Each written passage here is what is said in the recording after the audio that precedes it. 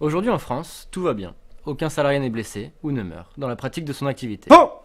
En 2016, en France, c'est près de 230 000 emplois équivalents temps plein perdus avec en cause les accidents ou les maladies du travail. Toutes branches confondues, le coût financier est lui estimé à plus de 12 milliards d'euros. L'éradication de ces accidents est évidemment un objectif principal du gouvernement, et cet objectif passe par l'évaluation des risques professionnels.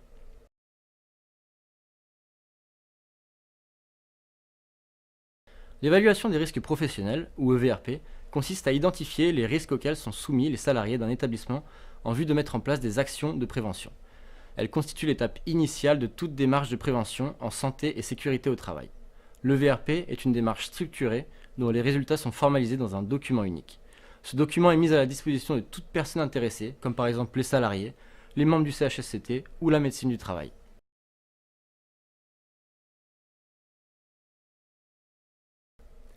Le danger, c'est la propriété intrinsèque d'un objet ou d'une situation qui sera susceptible de causer un dommage.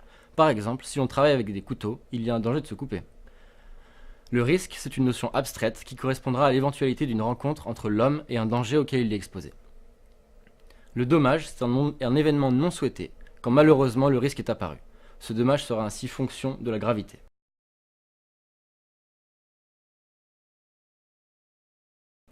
La santé et la sécurité au travail relèvent de la responsabilité de l'employeur.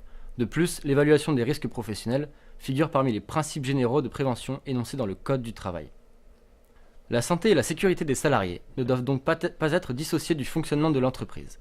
La mise en place d'une démarche de prévention contribuera à améliorer la performance de l'entreprise sur le plan humain et économique.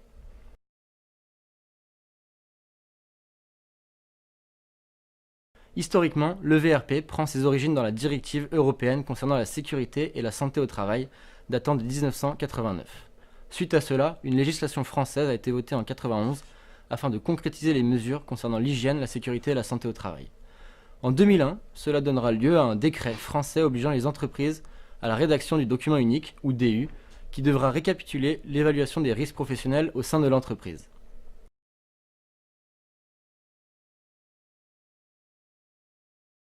La démarche de VRP se déroule en 4 différentes étapes. La première est la préparation. Cela consiste à définir le cadre de l'évaluation, les moyens qui lui sont alloués, la communication interne, etc. La deuxième étape est l'identification des risques. Il s'agit ici de repérer les dangers et d'analyser les risques. Pour ce faire, différentes méthodes existent, comme par exemple la modélisation ou des calculs probabilistes. La troisième étape est la classification des risques. Au sein de cette étape, il s'agira de passer d'un inventaire des risques à la définition d'un plan d'action cohérent. Les outils utilisés seront généralement des matrices probabilité-gravité. La quatrième et dernière étape sera de proposer des actions de prévention aux différents risques évoqués précédemment. Ces actions seront généralement développées au sein du plan annuel de prévention. Via cette vidéo, j'espère avoir répondu à toutes tes questions concernant l'évaluation des risques professionnels.